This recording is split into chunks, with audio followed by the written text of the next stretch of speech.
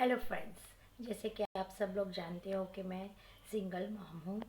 और आजकल जो साहिल की जो मम्मी का जो वीडियो वायरल हो रहा है, मीन्स जो रियल इंसिडेंट है ट्रैफिक रूल्स के ऊपर।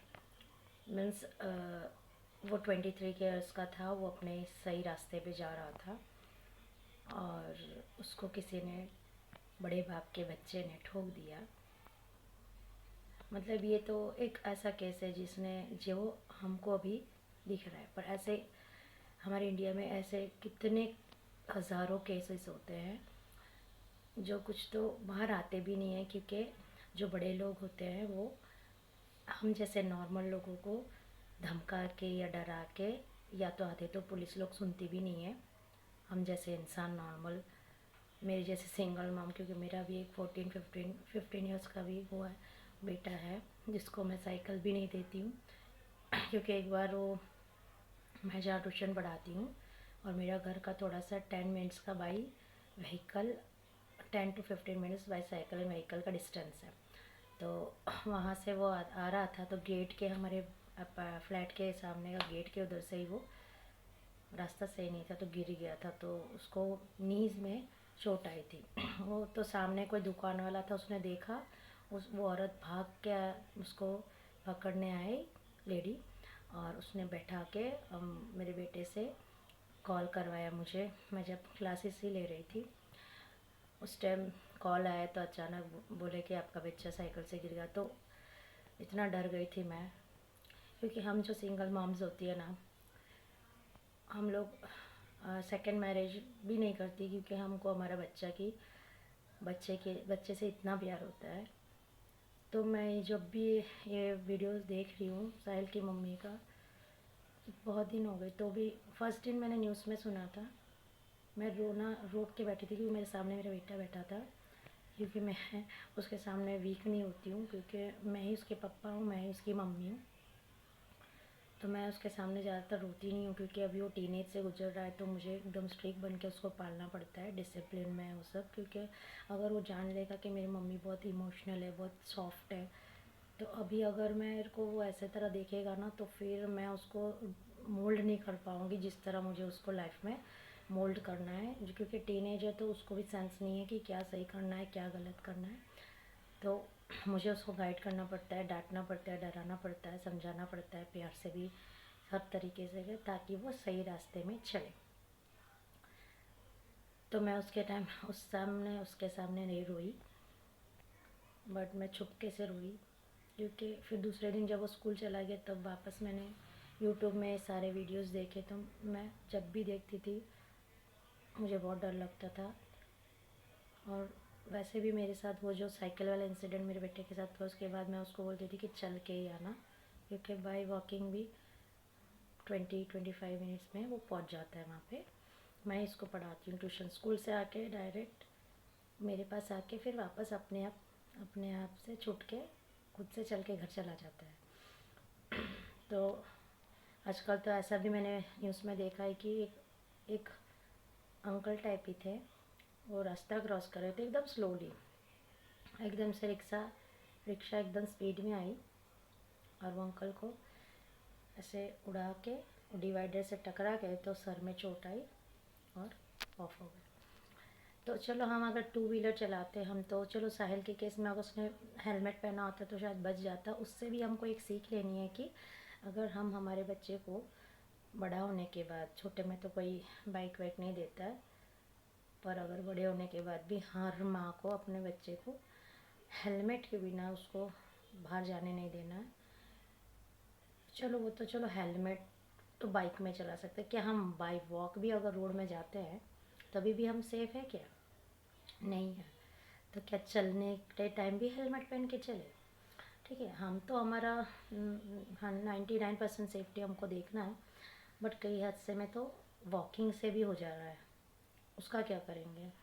तो यहाँ पे तो अब हम रोड पे चलने के टाइम भी मैंने बेटे को समझाया कि बेटा आगे भी देखना और पीछे भी देखना, और एकदम साइड में चलना, क्योंकि कब कौन आ जाता है, क्या हो जाता है। क्योंकि सेफ्टी इज़ बेटर देन, क्या बोलते हैं आगे, क्योर।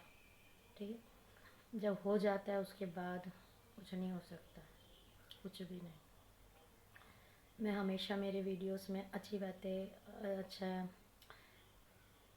जिससे लोग लाइफ में अच्छे आगे एक संस्कारिक तरीके से लाइफ जिए, और कर्म के ऊपर, और हमको कैसे लाइफ जीना है, ये सब चीज़ों पे मैं वीडियोस शेयर करती हूँ। ओके, यूट्यूब में मैंने कभी मोस्ट ऑफ लॉन्ग वीडियोस डाला नहीं है, बट मुझे सिंगल मामा या जो भी पेरेंट्स हो उसको एक डर लग गया है कि हम और हमारे बच्चे रोड पे सेफ है, इंडियन रोड्स पे। वो तो चलो मेन रोड भी नहीं था, अंदर का जो सोसाइटी वाला जो रोड होता है वैसा टाइप समथिंग था, जिसमें डिवाइडर्स नहीं थे। हमारे उधर तो है डिवाइडर्स अंदर वाले में भी, एक तरफ से आने वाला एक तरफ से जाने वाला, फिर भी लोग स्पीड में चलाते हैं। मैं तो लोगों से यही रिक्वेस्ट करती हूँ कि कोई भी हो, हमारे पास कार है या 2 व्हीलर है, जो भी हो, प्लीज़ स्पीड में मत चलाओ। हम खुद भी नहीं, ठीक है, हम खुद भी नहीं, क्योंकि हो सकता है कि सामने वाला, अगर हम गलती से ठोक देते, स्पीड में क्या होता है ना कि हम एकदम से संभल नहीं पाते, संभलना लिए बहुत मुश्किल होता है। स्पीड ही है सबसे बड़ा प्रॉब्लम। और कोई पेरेंट्स अगर बच्चे को गाड़ी देता है ना, पहले 100 बार समझा के देना कि स्पीड नहीं, ठीक है। सपोज़ वो कोई बड़ा गाड़ी से टकरा जाए तो चलो, ये तो कार और बाइक से टकराया, तो वो जो जिसने साहिल के बाइक को ठोका, उसका भी टाइम नहीं था, बट उसका अगर टाइम आता ना तो हो सकता है वो एक ट्रक से टकरा जाए, तो वो भी तो जा सकता था ना। तो ऐसा तो है नहीं कि कार में है तो हम सेफ ही है ना। तो दोनों को रिस्क होता है, जो ठोकने वाले को, ठुकाने वाले को भी। इसलिए प्लीज़, अगर अमीर है या गरीब है, वहाँ पे पैसा नहीं, हमारा बच्चा की करोड़ों करोड़ों अरबों की वैल्यू है। सिर्फ ये हर पेरेंट्स तो समझ सकता है, पर जो सिंगल मॉम मेरे जैसे, जो सिर्फ अपने बच्चे के लिए जी रही है, वही ज़्यादा समझ सकती है, ठीक है। और उसके पास अपना लाइफ पार्टनर भी नहीं है जो उसको, मतलब उसके साथ बैठ के रो सके या उसको कुछ सपोर्टिव वर्ड्स बोल सके। मेरा बच्चा बीमार भी हो जाता है ना, मैं रात को सोने, अभी भी 10 दिन पहले उसको वायरल था, मैं रात को पूरी रात नहीं सोई, मैं क्लास को छुट्टी, दूसरे दिन मेरा सर दुखने लग गया।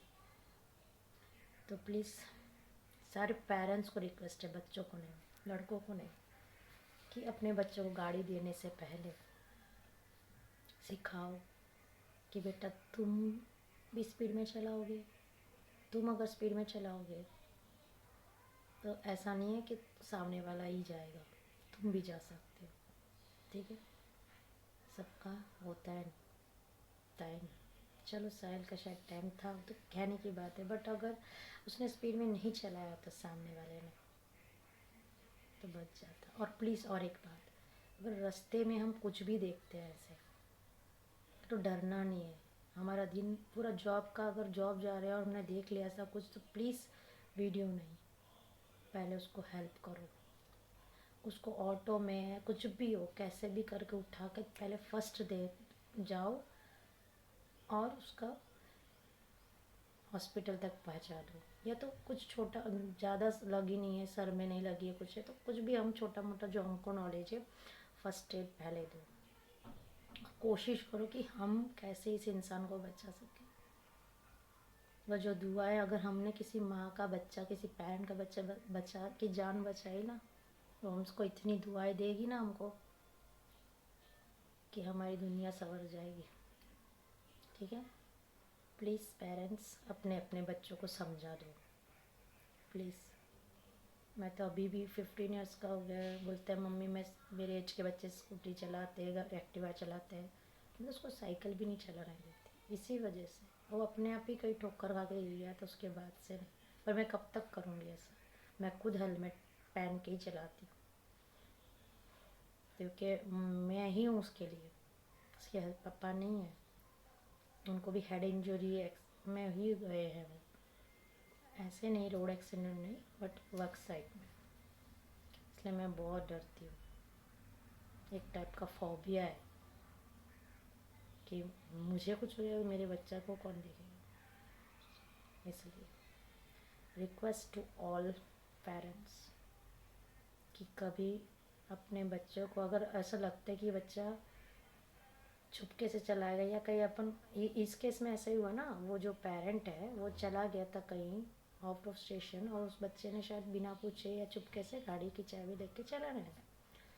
तो ये भी चांस मत देना अपने बच्चे को, ठीक है? कि अगर उसको क्रेज़ है 4 व्हीलर चलाने का, या तो अपने सारी जो गाड़ी की सारी चाबी अपने साथ लेके जाओ, रखो मत घर पे, ठीक है? ये क्या है, इनकी अभी मैच्योर नहीं होते ना, इन लोग को हर चीज़ मस्ती मजाक यही लगता है, सीरियसनेस नहीं पता चलता। Thank you.